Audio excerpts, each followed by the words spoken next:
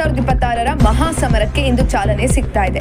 ಉದ್ಘಾಟನಾ ಪಂದ್ಯದಲ್ಲಿ ಹಾಲಿ champion RCB ಮತ್ತು ಎಸ್ಆರ್ಎಚ್ ತಂಡಗಳು ಬೆಂಗಳೂರಿನ ಎಂ ಚಿನ್ನಸ್ವಾಮಿ ಕ್ರೀಡಾಂಗಣದಲ್ಲಿ ಮುಖಾಮುಖಿ ಆಗ್ತಾ ಇದ್ದಾವೆ. ಈ ಹೈ ವೋಲ್ಟೇಜ್ ಪಂದ್ಯಕ್ಕೆ ಕೆಲವೇ ಕ್ಷಣಗಳು ಬಾಕಿ ಇರುವಾಗ ತಂಡದ ಮಾಜಿ ಮಾಲೀಕ ವಿಜಯ್ ಮಲ್ಯ ಮಾಡಿರುವ ಟ್ವೀಟ್ ಅಭಿಮಾನಿಗಳಲ್ಲಿ ಹೊಸ ಜೋಶ್ ಅನ್ನು ತುಂಬಿದೆ.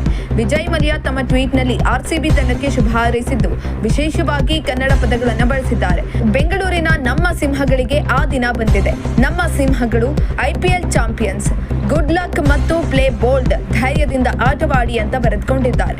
ಮಲ್ಯ ಅವರ ಈ ಪೋಸ್ಟ್ ಆರ್ಸಿಬಿ ಅಭಿಮಾನಿಗಳ ಹಳೆಯ ನೆನಪುಗಳನ್ನು ಮರಿಕಳಿಸುವಂತೆ ಮಾಡಿದೆ. ಮಲ್ಯ ಅವರ ಪೋಸ್ಟ್ ಬೆನ್ನಲ್ಲೇ ಅಭಿಮಾನಿಗಳು ಕಮೆಂಟ್ಗಳ ಸುರಿಮಳೆಗೈದಿದ್ದಾರೆ.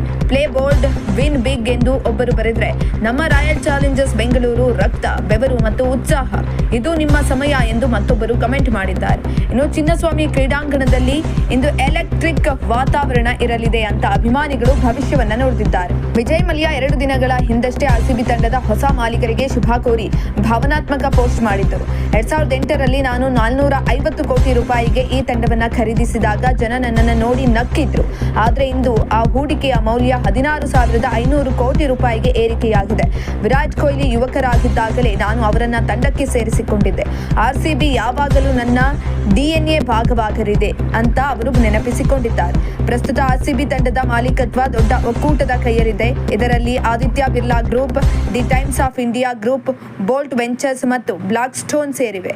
ಇವರು ಈ ಚಾಂಪಿಯನ್ ತಂಡವನ್ನ $1.78 ಬಿಲಿಯನ್ ಮೊತ್ತಕ್ಕೆ ಖರೀದಿಸಿದ್ದಾರೆ.